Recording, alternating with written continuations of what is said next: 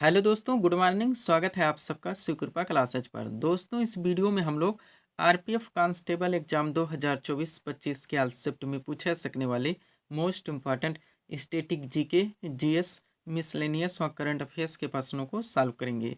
दोस्तों, आपके एग्जाम्स में स्टैटिक जीके, जीएस, मिसलेनियस और करंट अफेयर्स के जितने भी टॉपिक्स से क्वेश्चंस पूछे जाने हैं, उन सभी टॉपिक्स को कलेक्ट करके ए टू जेड एक एक क्वेश्चन व एक एक फैक्ट चुन चुन के डाला गया है। इसके अलावा आपके प्रीवियस ईयर एग्जाम्स के प्रश्नों को भी शामिल किया गया है। साथ में एक्स्ट्रा फैक्ट को पूरी तरह से कवर करने का प्रयास किया गया है। तो दोस्तों, आप लोग इन्हें कॉन्सेंट्रेट होकर सॉल्व करें। क्वेश्चंस कम सॉल्व होने पर पुनः प्रश्नों का रिवीजन करें, ताकि आरपीएफ कांस्टेबल एग्जाम 2024-25 में आप लोग स्टैटिक जीके, जीएस, मिसलेनियस और करंट अफेयर्स के टॉपिक से अच्छा स्कोर कर सकें। ध्यान रखें दोस्तों, आपके एग्जाम में आपका पूरा स्टैटिक जीके यानी कि हिस्ट्री, पॉलिटी, ज्योग्राफी, इकोनॉमिक्स, पूरा आपका मिसलेनियस यानी विविध वाला चैप्टर, पूरा आपका जीएस यानी कि जनरल साइंस और करंट अफेयर्स, इन सभी टॉपिक्स का अच्छा खासा वेटेज है। पूरे 50 क्वेश्चंस आपके इन सभी टॉपिक से पूछे जाएंगे। तो चलिए दोस्तों, ज़्यादा समय न लेते हुए हम लोग इन सभी मोस्ट इंपॉर्टेंट प्रश्नों को सॉल्व करना शुरू करते हैं। दोस्तों, क्वेश्चंस को स्टार्ट करेंगे हम लोग जीके के टॉपिक से। पहला क्वेश्चन है दोस्तों हमारा, भारतीय संविधान सभा की प्रथम बैठक कब हुई थी? करेक्ट आंसर होगा 9 दिसंबर 1946 ईस्वी में। जीके का पहला क्वेश्चन दोस्तों हमारा किस टॉपिक से लग गया है? भारतीय संविधान सभा की प्रथम बैठक को लेकर आया हुआ है। तो आप लोग जानते हैं दोस्तों, भारतीय संविधान सभा की विभिन्न बैठकें, इनके विभिन्न अधिवेशन, विभिन्न समितियों का निर्माण हुआ, संविधान सभा का निर्माण, यानी कि बहुत सारे क्वेश्चंस फैक्ट व कंटेंट इस टॉपिक से बनते हैं, जो कि आपके एग्जाम में कंटिन्यू पूछे जाते हैं। तो सब कुछ पूरी तरह से कंप्लीट करके परफेक्ट सीट आपके सामने लगा दी गई है। अगर इस सीट को आप लोग अच्छे से प्रिपेयर करके चलते हैं, तो इस टॉपिक से रिलेटेड कोई भी क्वेश्चंस आपके एग्जाम में किसी भी फॉर्मेट, ट्रेंड व पैटर्न से पूछे जाते हैं, क्वेश्चन आपसे मिस होंगे और ना ही एग्जाम में आपको तुक्का लगाना पड़ेगा। तो चलिए दोस्तों, इस सुपर टॉपिक्स को हम लोग पूरी तरह से कंप्लीट करना शुरू करते हैं। क्वेश्चन था हमारा, भारतीय संविधान सभा की प्रथम बैठक कब हुई थी? करेक्ट आंसर होगा 9 दिसंबर 1946 ईस्वी में। अब चलिए दोस्तों, इस सीट को थोड़ा सा अपने सामने करते हैं। देखिएगा, एक्स्ट्रा फैक्ट के जरिए इस टॉपिक को हर ट्रेंड से टू जेड पूरी तरह से कंप्लीट किया गया है। पहला पॉइंट है हमारा, कैबिनेट मिशन की संस्तुतियों के आधार पर भारतीय संविधान के निर्माण के लिए संविधान सभा का गठन जुलाई 1946 ईस्वी में किया गया। पूरी तरह से आप प्रिपेयर रहेंगे। नेक्स्ट, संविधान सभा का प्रथम अधिवेशन 9 दिसंबर 1946 ईस्वी को संसद भवन के केंद्रीय कक्ष में प्रारंभ हुआ। डॉक्टर सच्चिदानंद सिन्हा को सर्वसम्मति से अस्थायी अध्यक्ष चुना गया। नेक्स्ट, 11 दिसंबर 1946 ईस्वी की बैठक में दोस्तों आप लोग ध्यान देंगे, जहां पे हम डेट मेंशन करके चलते हैं, पूरी तरह से आप प्रिपेयर रहिए। क्वेश्चन दोस्तों आपके एग्जाम में कंटिन्यू पूछाते हैं, इसलिए हमारे द्वारा मेंशन कर दिया जाता है। तो पॉइंट है आपका, 11 दिसंबर 1946 ईस्वी की बैठक में डॉक्टर राजेंद्र प्रसाद को संविधान सभा का अस्थायी अध्यक्ष चुना गया। नेक्स्ट, 13 दिसंबर 1946 ईस्वी को पंडित जवाहरलाल नेहरू ने उद्देश्य प्रस्ताव प्रस्तुत कर संविधान की आधारशिला रखी। नेक्स्ट, संविधान के निर्माण का कार्य करने के लिए कई समितियां बनाई गईं। इसमें प्रारूप समिति प्रमुख थी। इसकी अध्यक्षता डॉक्टर भीमराव अंबेडकर ने की। वहाँ संविधान निर्माण के लिए विभिन्न समितियों का गठन किया गया था। दोस्तों, हम आपको बताना चाहेंगे, हमारे एक एक कॉन्सेप्ट से, एक एक सेंटेंस से बहुत सारे क्वेश्चंस, बहुत सारे फैक्ट व कंटेंट निकलते हैं, जो कि आपके एग्जाम में भर भर के पूछे जाते हैं। यही वजह है दोस्तों, हम अपने वीडियोस में ऑप्शन नहीं लगाते। जो भी टॉपिक्स हमारे द्वारा जहाँ पे उठाए जाते हैं, उनको वहीं पे हर टेंट से टू जेड पूरी तरह से कंप्लीट कर दिया जाता है। सब कुछ आपके पीडीएफ में पूरी तरह से मेंशन है। सारे क्लासेस के वीडियोस के टॉपिक्स भी आपके पीडीएफ में पूरी तरह से ऐड किए गए हैं। वो हर टॉपिक्स दोस्तों आपके पूरे पाठ्यक्रम को प्रिपेयर करके, जो कि आपके एग्जाम में पूरे 50 क्वेश्चंस का वेटेज है, आपके पीडीएफ में कंप्लीट कर दिया गया है, जहां जहां से आपके एग्जाम्स में क्वेश्चंस बनने हैं। अब आगे बढ़ेंगे दोस्तों, आप लोग सबसे पहले आप लोग उन विभिन्न समितियों को पूरी तरह से कंप्लीट करेंगे, जहां से आपके एग्जाम में अलग अलग ट्रेंड से कंटिन्यू क्वेश्चंस बनते हैं। देखिएगा, पॉइंट है हमारा, संविधान सभा की प्रमुख समितियां। एक तरफ विभिन्न समितियों के नाम दिए गए हैं, दूसरी तरफ उनके अध्यक्ष के नाम दिए गए हैं। बात की जाए दोस्तों प्रारूप समिति की, तो इनकी अध्यक्षता डॉक्टर भीमराव अंबेडकर के द्वारा की गई थी। संघ संविधान समिति की अध्यक्षता पंडित जवाहरलाल नेहरू के द्वारा की गई थी। प्रांतीय संविधान समिति की अध्यक्षता सरदार वल्लभ भाई पटेल के द्वारा की गई थी। और मूल अधिकार व अल्पसंख्यक समिति की अध्यक्षता सरदार वल्लभ भाई पटेल के द्वारा ही की गई थी। लास्ट है आपका कार्य संचालन समिति की अध्यक्षता, तो डॉक्टर राजेंद्र प्रसाद के द्वारा की गई थी। हर फैक्ट को आप लोगों को पूरी तरह से कंप्लीट करके चलने हैं।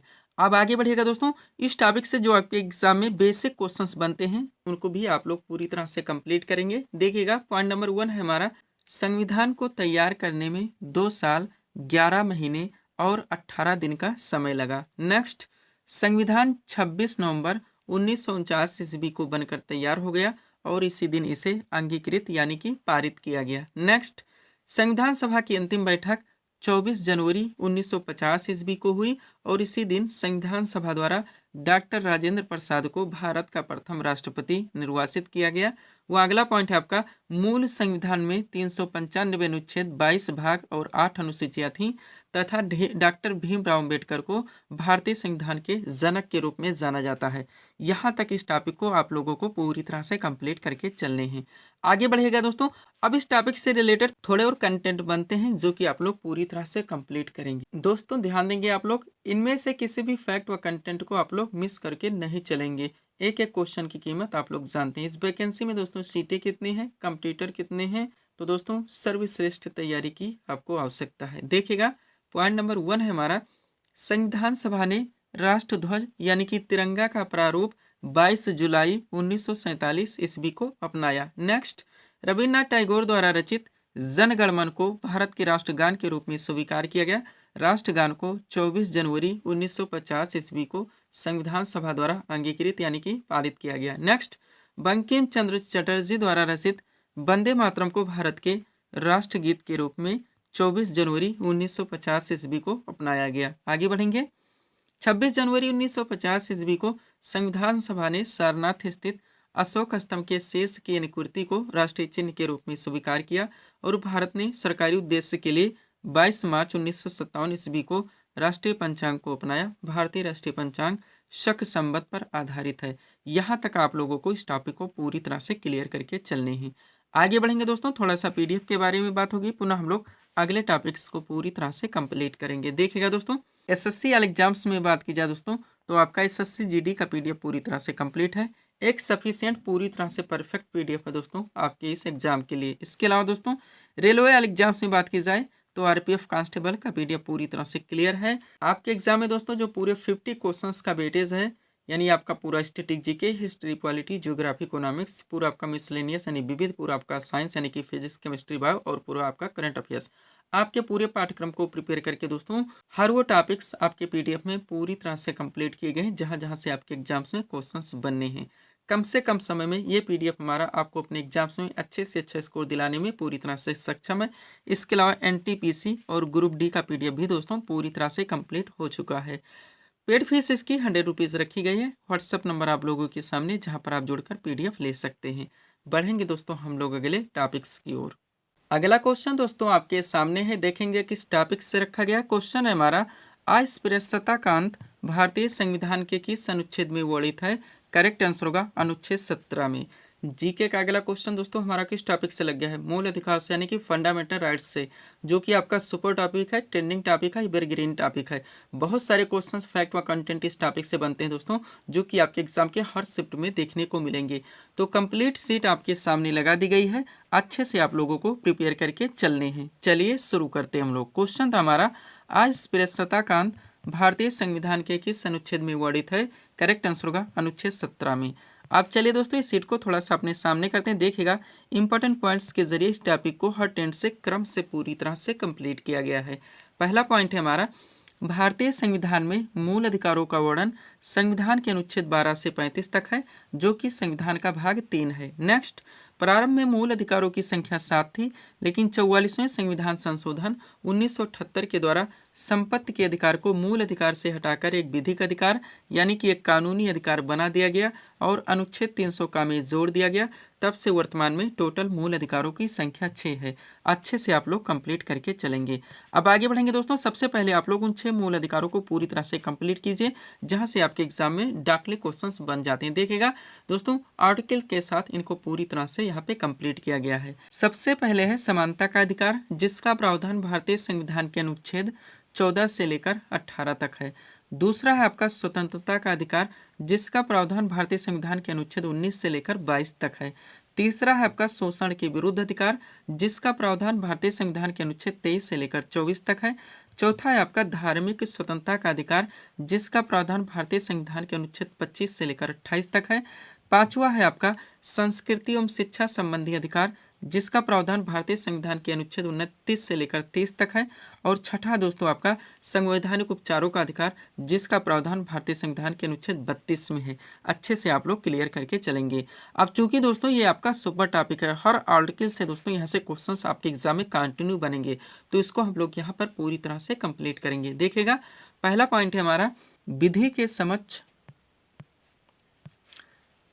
के समक्ष समानता का अधिकार संविधान के किस अनुच्छेद में है? करेक्ट आंसर होगा अनुच्छेद 14 में। नेक्स्ट, अनुच्छेद 15 का संबंध किससे है? दोस्तों ध्यान दीजिएगा, क्या होता है कभी कभी दोस्तों आपके क्वेश्चन में डायरेक्ट कॉन्सेप्ट दिए जाते हैं और आपके ऑप्शन यानी कि विकल्प में आर्टिकल दिए जाते हैं, आपको आंसर करने होते हैं, जैसे कि पॉइंट नंबर 1 है हमारा। लेकिन कभी कभी दोस्तों क्वेश्चन के टेंड को चेंज कर दिया जाता है, आपके क्वेश्चन में डायरेक्ट आर्टिकल रख दिए जाते हैं और आपके ऑप्शन यानी कि विकल्प में कॉन्सेप्ट दिए जाते हैं, आपको आंसर करने होते हैं।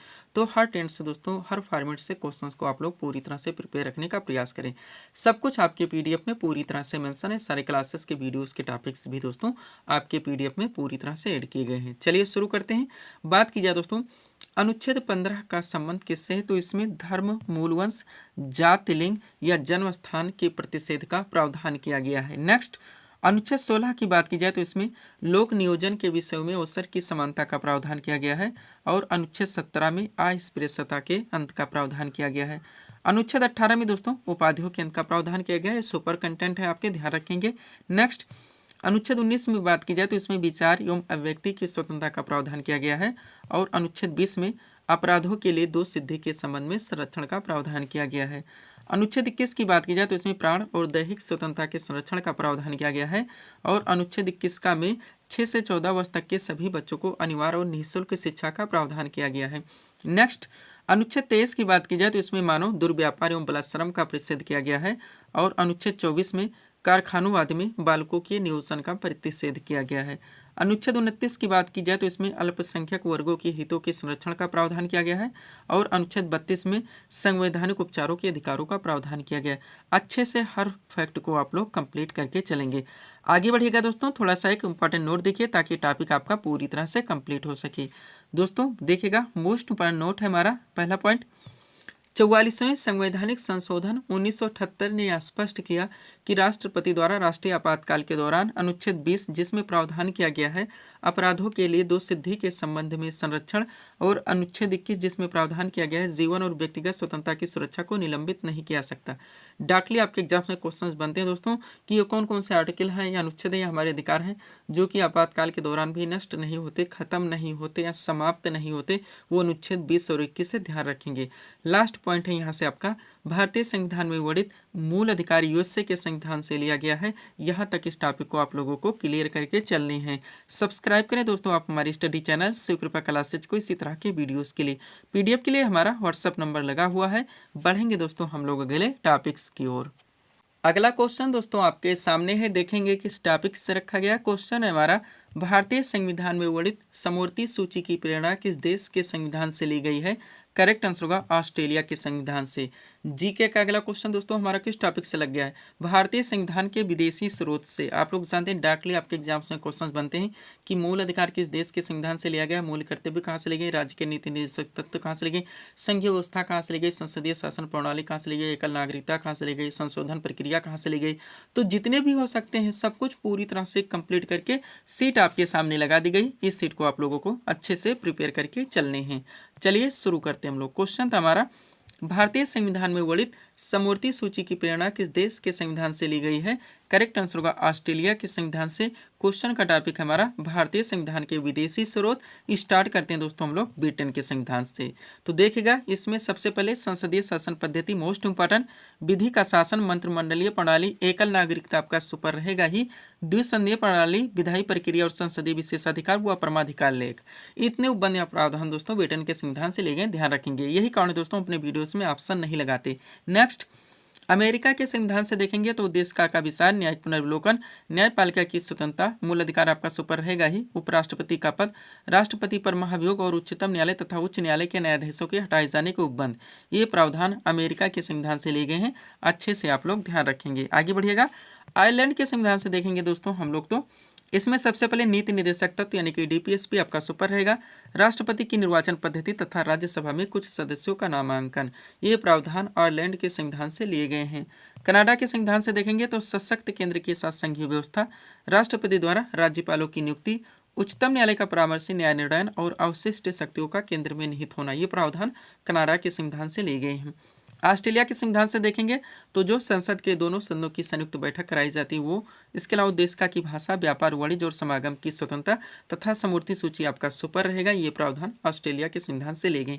जापान से केवल एक प्रावधान, विधि द्वारा स्थापित प्रक्रिया। फ्रांस से केवल एक प्रावधान, गणतंत्र की अवधारणा का प्रावधान। अच्छे से आप लोगों को कंप्लीट करके चलने हैं। आगे बढ़िएगा। दक्षिण अफ्रीका के संविधान से देखेंगे दोस्तों कि हमारे देश के संविधान में क्या क्या लिया गया है। तो संविधान संशोधन की व्यवस्था यानी कि आर्टिकल 368, इसके अलावा राज्यसभा के कुछ सदस्यों का नामांकन या निर्वाचन, ये प्रावधान दोस्तों दक्षिण अफ्रीका के संविधान से लिए गए हैं। और लास्ट है आपका रूस यानी कि पूर्व सोवियत संघ के संविधान से देखेंगे तो आपका मूल कर्तव्य सुपर रहेगा यानी फंडामेंटल ड्यूटीज। इसके अलावा प्रस्तावना में जो सब जोड़े गए हैं, सामाजिक हो गया, आर्थिक एवं राजनीतिक, ये प्रावधान रूस यानी कि पूर्व सोवियत संघ के संविधान से लिए गए। यहाँ तक इस टॉपिक को आप लोग क्लियर रखेंगे। पीडीएफ के लिए हमारा व्हाट्सअप नंबर लगा हुआ है। चलेंगे दोस्तों हम लोग अगले टॉपिक्स की ओर। अगला क्वेश्चन दोस्तों आपके सामने है, देखेंगे किस टॉपिक से रखा गया है। क्वेश्चन है हमारा, वित्त आयोग यानी कि फाइनेंस कमीशन का प्रावधान भारतीय संविधान के किस अनुच्छेद में वर्णित है। करेक्ट आंसर होगा अनुच्छेद 280 में। जीके का अगला क्वेश्चन दोस्तों हमारा किस टॉपिक से लग गया है। भारतीय संविधान के जितने भी दोस्तों महत्वपूर्ण अनुच्छेद एवं संबंधित प्रावधान है, आपका सबसे सुपर टॉपिक है। कंटिन्यू दोस्तों आपके एग्जाम के हर शिफ्ट में मिनिमम 2 क्वेश्चन यहाँ से देखने को मिलेंगे। तो कंप्लीट सीट आपके सामने लगी हुई है, अच्छे से आप लोगों को प्रिपेयर करके चलने हैं। चलिए शुरू करते हैं हम लोग। क्वेश्चन था हमारा, वित्त आयोग यानी कि फाइनेंस कमीशन का प्रावधान भारतीय संविधान के किस अनुच्छेद में वर्णित है। करेक्ट आंसर होगा अनुच्छेद 280 में। क्वेश्चन का टॉपिक है हमारा भारतीय संविधान के महत्वपूर्ण अनुच्छेद एवं संबंधित प्रावधान। चलिए दोस्तों इस सीट को थोड़ा सा अपने सामने करते देखिएगा। अब एक तरफ दोस्तों इसमें भारतीय संविधान के महत्वपूर्ण प्रावधान दिए गए, दूसरी तरफ उनसे रिलेटेड महत्वपूर्ण अनुच्छेद दिए गए हैं। स्टार्ट करते हैं हम लोग। बात की जाए दोस्तों संघ का नाम और राज्य क्षेत्र, तो इसका प्रावधान भारतीय संविधान के अनुच्छेद 1 में है। नए राज्यों का प्रवेश या स्थापना, इसका प्रावधान भारतीय संविधान के अनुच्छेद 2 में है।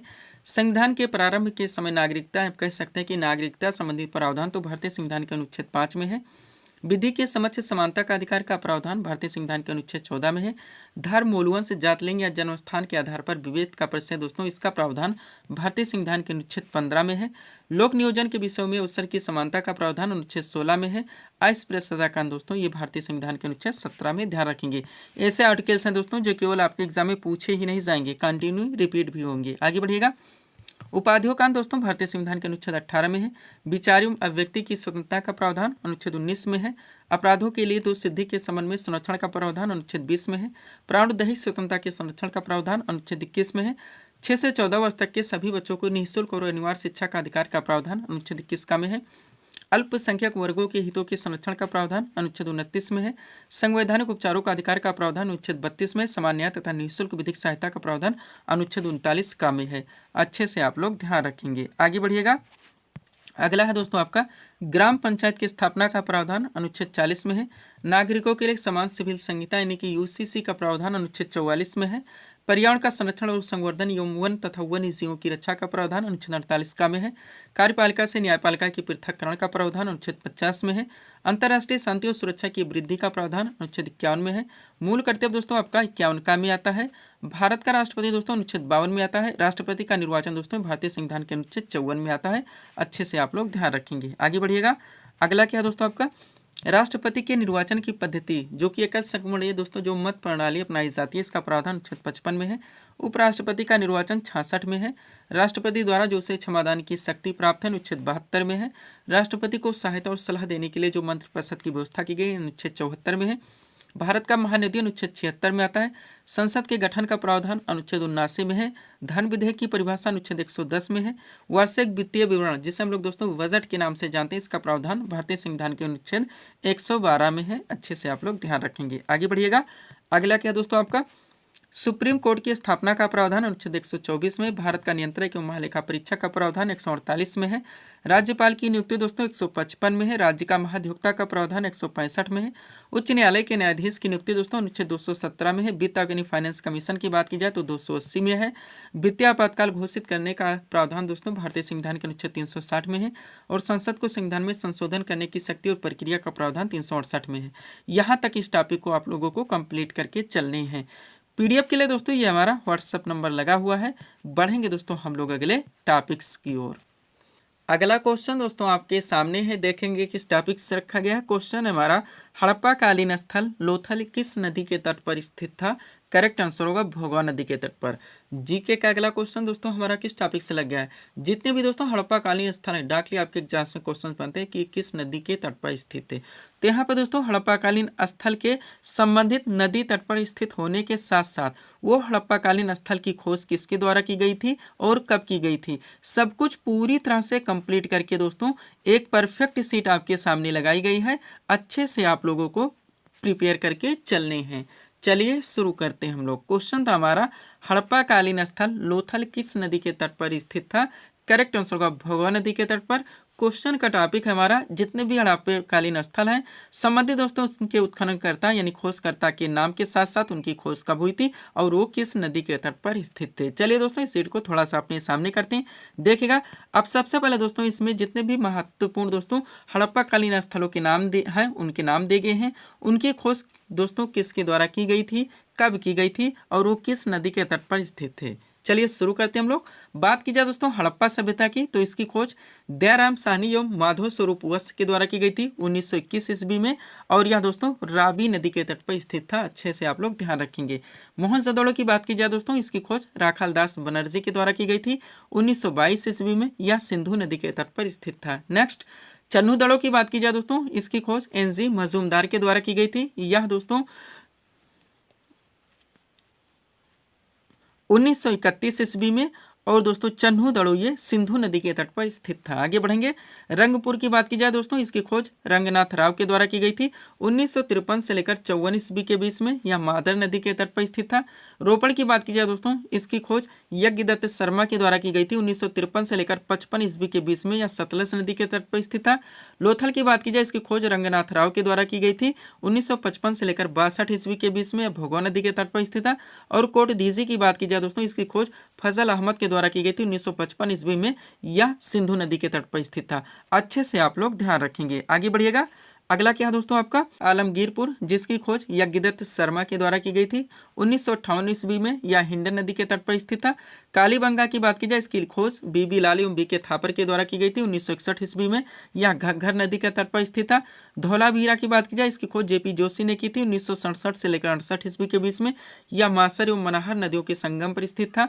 और लास्ट है आपका बनावली, जिसकी खोज रविंद्र सिंह बिष्ट के द्वारा की गई थी 1973 से 74 ईस्वी के बीच में, यह सरस्वती नदी के तट पर स्थित था। अच्छे से आप लोग ध्यान रखेंगे।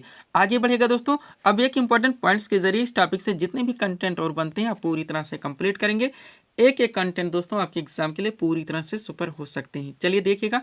पहला पॉइंट हमारा, पाषाण काल को 3 भागों में बांटा गया है। एक है पुरा पाषाण काल, एक है मध्य पाषाण काल और एक है नव पाषाण काल। नेक्स्ट, पुरा पाषाण काल में मनुष्य की जीविका का मुख्य आधार शिकार था। इस काल को आखेटक तथा खाद्य संग्रह काल भी कहा जाता है। नेक्स्ट, लगभग 36,000 ईसा पूर्व में आधुनिक मानव पहली बार अस्तित्व में आया। आधुनिक मानव को होमो सेपियंस भी कहा जाता है। नेक्स्ट, मानव द्वारा प्रथम पालतू पशु कुत्ता था, जिसे मध्य पाषाण काल में पालतू बनाया गया। आगे की जानकारी मानव को पूरा पाषाण काल से ही थी, किंतु इसका प्रयोग नव पाषाण काल में प्रारंभ हुआ। नव पाषाण काल में मानव ने कृषि कार्य प्रारंभ किया, जिसमें उसमें स्थायी निवास की प्रवृत्ति विकसित हुई। और भारत में पाषाण कालीन सभ्यता का अनुसंधान सर्वप्रथम रॉबर्ट ब्रूसफुट ने 1863 में किया था। वह भारत में व्यवस्थित कृषि का पहला साक्ष्य मेहरगढ़ से प्राप्त हुआ। अच्छे से आप लोग ध्यान रखेंगे। आगे बढ़ेंगे तो थोड़े से कंटेंट और बनते हैं दोस्तों इस टॉपिक से, अच्छे से आप लोग कंप्लीट करेंगे। देखिएगा। पॉइंट है, बिहार के चिराद नामक नव पाषाण कालीन स्थल से हड्डी के औजार मिले हैं। नेक्स्ट, पाषाण काल के तीनों चरणों का साक्ष्य बेलन घाटी इलाहाबाद से प्राप्त हुआ है। चावल की खेती का प्राचीनतम साक्ष्य कोल्डी हवा इलाहाबाद से पाया गया है। पहिए का आविष्कार दोस्तों नवपाषाण काल में हुआ है। नेक्स्ट, मानव में सर्वाधिक सैंधव स्थल गुजरात में पाए गए हैं। मोहनजोदड़ो को मृतकों का टीला भी कहा जाता है। कालीबंगा का अर्थ काले रंग की चूड़ियां होता है। सिंध घाटी सभ्यता, जिसे हड़प्पा सभ्यता भी कहा जाता है, कांस्ययुगीन सभ्यता थी और हड़प्पा सभ्यता का समाज मातृसत्तात्मक था। यहाँ तक इस टॉपिक को आप लोग कंप्लीट करके चलेंगे। पीडीएफ के लिए हमारा व्हाट्सअप नंबर लगा हुआ है। चलेंगे दोस्तों हम लोग अगले टॉपिक्स की ओर। अगला क्वेश्चन दोस्तों आपके सामने है, देखेंगे किस टॉपिक से रखा गया। क्वेश्चन है हमारा, सदानीरा किस नदी का प्राचीन नाम था? करेक्ट आंसर होगा गंडक नदी का। जीके का अगला क्वेश्चन दोस्तों हमारा किस टॉपिक से लगा है? ऋग वैदिक कालीन जितनी भी दोस्तों नदियां हैं उनके प्राचीन और आधुनिक नाम। आपका सुपर टॉपिक है, कंटिन्यू दोस्तों आपके एग्जाम में यहाँ से क्वेश्चन देखने को मिलेंगे। तो कंप्लीट सीट आपके सामने लगाई गई है, अच्छे से आप लोगों को प्रिपेयर करके चलने हैं। चलिए शुरू करते हैं हम लोग। क्वेश्चन था हमारा, सदानीरा किस नदी का प्राचीन नाम था? करेक्ट आंसर होगा गंडक नदी का। जीके का अगला क्वेश्चन का टॉपिक है हमारा, ऋग वैदिक कालीन नदियों के प्राचीन और आधुनिक नाम। चलिए दोस्तों इस सीट को थोड़ा सा अपने सामने करते हैं। देखिएगा एक तरफ इनके दोस्तों प्राचीन नाम दिए गए हैं, दूसरी तरफ इनके आधुनिक नाम दिए गए हैं। बात की जाए दोस्तों कुभू नदी का, तो इसका आधुनिक नाम कुर्रम नदी है। बितस्ता दोस्तों ये झेलम नदी का प्राचीन नाम है। परुसणी दोस्तों ये रावी नदी का प्राचीन नाम है। बिपाशा दोस्तों ब्यास नदी का प्राचीन नाम है। दृश्यद्योति दोस्तों घग्घर नदी का प्राचीन नाम है। स्वस्तु या स्वात नदी का प्राचीन नाम है। कुभा दोस्तों ये काबुल नदी का प्राचीन नाम है। अच्छे से आप लोग ध्यान रखेंगे। आगे बढ़िएगा। अगला दोस्तों आपका अस्कनी, जो कि चिनाब नदी का प्राचीन नाम है। सतुदी दोस्तों सतलज नदी का प्राचीन नाम है। सदानीरा गंडक नदी का प्राचीन नाम है और गोमती गोमल नदी का प्राचीन नाम है। ध्यान रखेंगे। आगे बढ़ेंगे। अब थोड़े से इंपॉर्टेंट पॉइंट्स के जरिए दोस्तों इस टॉपिक से और भी जितने कंटेंट बनते हैं आप अच्छे से कंप्लीट करेंगे। देखिए पॉइंट है हमारा पहला, वैदिक काल का विभाजन दो भागों में किया गया है। एक है आपका ऋग वैदिक काल, एक है दोस्तों आपका उत्तर वैदिक काल। समय देखा जाए तो ऋग वैदिक काल का समय 1500 ईसा पूर्व से 1000 ईसा पूर्व और उत्तर वैदिक काल का समय 1000 ईसा पूर्व से 600 ईसा पूर्व। नेक्स्ट, मैक्स मुलर ने आर्यों का मूल निवास स्थान मध्य एशिया को माना है। नेक्स्ट, भारत में सर्वप्रथम सप्त सिंधु क्षेत्र में बसे। यह क्षेत्र आधुनिक पंजाब तथा उसके आसपास का क्षेत्र था। ऋग वैदिक दोस्तों काल के देवताओं में सर्वाधिक महत्व इंद्र को माना जाता है और उत्तर वैदिक काल के देवताओं में सर्वाधिक महत्व प्रजापति ब्रह्मा को माना जाता है। ध्यान रखेंगे, इस टॉपिक को यहाँ तक कंप्लीट रखने हैं। बढ़ेंगे दोस्तों हम लोग जीके के अगले क्वेश्चन की ओर। अगला क्वेश्चन दोस्तों आपके सामने है, देखेंगे किस टॉपिक से रखा गया। क्वेश्चन हमारा, बंगाल का प्रथम गवर्नर कौन था? करेक्ट आंसर होगा लॉर्ड कलायू। जीके का अगला क्वेश्चन दोस्तों हमारा किस टॉपिक से लगा है? भारत के जितने भी दोस्तों गवर्नर है, गवर्नर जनरल है और वायसराय हैं, ये आपका हिस्ट्री का टॉपिक है दोस्तों और आपका पॉलिटी का भी टॉपिक है। बहुत सारे क्वेश्चंस यहाँ से दोस्तों आपके एग्जाम के लिए निकलते हैं जो कि आपके एग्जाम में भर भर के पूछे जाते हैं। कंप्लीट सीट आपके सामने लगाई गई है, अच्छे से आप लोग प्रिपेयर करके चलेंगे। चलिए शुरू करते हैं हम लोग। क्वेश्चन था हमारा, बंगाल का प्रथम गवर्नर कौन था? करेक्ट आंसर होगा लॉर्ड कलायू। क्वेश्चन का टॉपिक है हमारा भारत के गवर्नर, गवर्नर जनरल तथा वायसराय। चलिए सीट को थोड़ा सा अपने सामने करते हैं। देखिएगा दोस्तों मोस्ट क्वेश्चंस का कलेक्शन है हमारा, एक एक क्वेश्चन को आप लोग कंसंट्रेट होकर सॉल्व करेंगे। पहला क्वेश्चन, बंगाल के प्रथम गवर्नर कौन थे? तो रॉबर्ट कलायू थे। नेक्स्ट, 1765 में बंगाल में द्वैध शासन प्रणाली किसने दोस्तों लागू की थी? तो रॉबर्ट कलायू ने ही। बंगाल का प्रथम गवर्नर जनरल कौन था? तो वारेन हेस्टिंग्स थे और रेगुलेटिंग एक्ट का पारित हुआ था 1773 में। क्रम से चीजें कलेक्ट की गई, ध्यान रखेंगे। नेक्स्ट, रेगुलेटिंग एक्ट किस गवर्नर जनरल के कार्यकाल में पारित हुआ था? वारेन हेस्टिंग्स के। नेक्स्ट, किसके कार्यकाल में कलकत्ता में उच्चतम न्यायालय की स्थापना हुई थी? तो वारेन हेस्टिंग्स के ही। नेक्स्ट, किस ब्रिटिश शासक ने भारत में पुलिस प्रशासन की शुरुआत की थी? तो लॉर्ड कॉर्नवालिस ने। और स्थायी बंदोबस्त को किसने लागू किया था? तो लॉर्ड कॉर्नवालिस ने ही। नेक्स्ट, भारत में सिविल सेवा के जनक के रूप में किसे जाना था? लॉर्ड कॉर्नवालिस को ही। और बंगाल का शेर उपनाम से किस गवर्नर जनरल को जाना था? तो लॉर्ड वेलेस्ली को। अगला, भारत के पहले गवर्नर जनरल कौन थे? लॉर्ड विलियम बेंटिक थे। देखिए सबसे पहले बंगाल की बात हुई, फिर दोस्तों बंगाल के गवर्नर जनरल की बात हुई, अब भारत की बात हो रही है। तो भारत के पहले governor general Lord William Bentinck थे। किसने सती प्रथा को समाप्त करने के लिए कानून बनाया था? तो लॉर्ड विलियम बेंटिक ने ही। ध्यान रखेंगे आप लोग। आगे बढ़ते हैं। अगला क्वेश्चन है यहाँ से दोस्तों आपका, राज्य हड़प नीति यानी कि बेवगा सिद्धांत किस गवर्नर जनरल ने अपनाई थी? तो लॉर्ड डलहौजी ने। नेक्स्ट, किसने 1848 में भारत में लोक निर्माण विभाग की शुरुआत की थी? तो लॉर्ड डलहौजी ने ही। नेक्स्ट, पहली बार डाक टिकट किसके शासनकाल में दोस्तों जारी किया गया था? तो लॉर्ड डलहौजी के ही। और किस गवर्नर जनरल को भारतीय रेलवे का पिता कहा था? तो लॉर्ड डलहौजी को ही। नेक्स्ट, भारत का पहला ब्रिटिश वायसराय कौन था? लॉर्ड कैनिंग थे। 1857 ईस्वी के विद्रोह का समय दोस्तों भारत का गवर्नर जनरल कौन था? लॉर्ड कैनिंग ने। और किसके कार्यकाल में 1856 में हिंदू विधवा पुनर्विवाह नियम पारित हुआ था? लॉर्ड कैनिंग के ही। और भारत में पहली जनगणना 1872 में किस गवर्नर जनरल के शासनकाल में की गई थी? तो लॉर्ड मेयो के ही। नेक्स्ट, 1878 में किसके कार्यकाल में वर्नाक्यूलर प्रेस एक्ट पारित किया गया था? तो लॉर्ड रिटन के। नेक्स्ट, भारत में स्थानीय स्वशासन का जनक किससे माना था? तो लॉर्ड रिपन को। किस वायसराय के कार्यकाल में वर्नाक्यूलर प्रेस एक्ट 1878 को निरस्त किया गया? तो लॉर्ड रिपन के। और इल्बर्ट बिल किस वायसराय के द्वारा 1883 में पेश किया गया था? तो लॉर्ड रिपन के ही। ध्यान रखेंगे आप लोग। आगे बढ़ते हैं। अगला क्वेश्चन दोस्तों यहाँ से आपका 1882 के भारतीय शिक्षा की नियुक्ति किसके द्वारा की गई थी? तो लॉर्ड रिपन के। नेक्स्ट, भारत में नियमित जनगणना जो कि 1871 में हुई थी किसके वायसराय के कार्यकाल में? तो लॉर्ड रिपन के ही। नेक्स्ट, भारतीय राष्ट्रीय कांग्रेस की स्थापना किस वायसराय के कार्यकाल में होती? तो लॉर्ड डफरिन के। और 1905 में बंगाल का विभाजन किस गवर्नर जनरल के द्वारा किया गया था? लॉर्ड कर्जन के। नेक्स्ट, प्रथम विश्व युद्ध जो कि 1914 से 1919 तक चला दोस्तों, भारत के गवर्नर जनरल कौन थे? लॉर्ड हार्डिंग द्वितीय थे। नेक्स्ट, किस गवर्नर जनरल के द्वारा बंगाल के विभाजन को रद्द किया गया? तो लॉर्ड हार्डिंग के। नेक्स्ट, जलियांवाला बाग हत्याकांड किस वायसराय के कार्यकाल में होता? तो लॉर्ड चेम्सफोर्ड के। और सन 1919 में रॉलेट एक्ट किसके कार्यकाल में पारित हुआ था? तो लॉर्ड चेम्सफोर्ड के। नेक्स्ट, भारत में खिलाफत आंदोलन किसके कार्यकाल में शुरू हुआ था? लॉर्ड चेम्सफोर्ड के। साइमन कमीशन का आगमन किस वायसराय के कार्यकाल में होता? तो लॉर्ड इरविन के। गांधी रिबन समझौते को और किस रूप में जाना था? तो दिल्ली समझौता। और गांधी रिबन समझौता हुआ कब था? तो 5 मार्च 1931 में। ये भी ध्यान रखेंगे। आगे बढ़िएगा। यहाँ से अगला क्वेश्चन है दोस्तों आपका, सविनय अवज्ञा आंदोलन की शुरुआत किस वायसराय के कार्यकाल में होती? तो लॉर्ड इरविन के। नेक्स्ट, भारत शासन अधिनियम 1935 किस गवर्नर जनरल के कार्यकाल में हुआ था? तो लॉर्ड वेलिंगटन के। नेक्स्ट, भारत छोड़ो आंदोलन के दौरान भारत के वायसराय कौन थे? तो लॉर्ड लिथनलगो के। और दोस्तों, क्रिप्स मिशन किस वायसराय के दौरान भारत आया था? तो लॉर्ड लिथनलगो के। नेक्स्ट, भारत का अंतिम ब्रिटिश वायसराय कौन था? लॉर्ड माउंटबेटन थे। किस योजना के आधार पर भारत का विभाजन होता है? माउंटबेटन के। और स्वतंत्र भारत के पहले दोस्तों भारतीय गवर्नर जनरल कौन थे? चक्रवर्ती राजगोपालाचारी। जिसके बाद में आप लोग जानते हैं दोस्तों कि गवर्नर जनरल का पद समाप्त कर दिया गया। तो यहीं पे दोस्तों इस वीडियो को हम विराम देना चाहेंगे। और भी दोस्तों टॉपिक सेट करते हैं तो आपका वीडियो लंबा खिंच जाएगा। तो मिलते हैं दोस्तों अपने अगले वीडियोस में। Thanks for watching.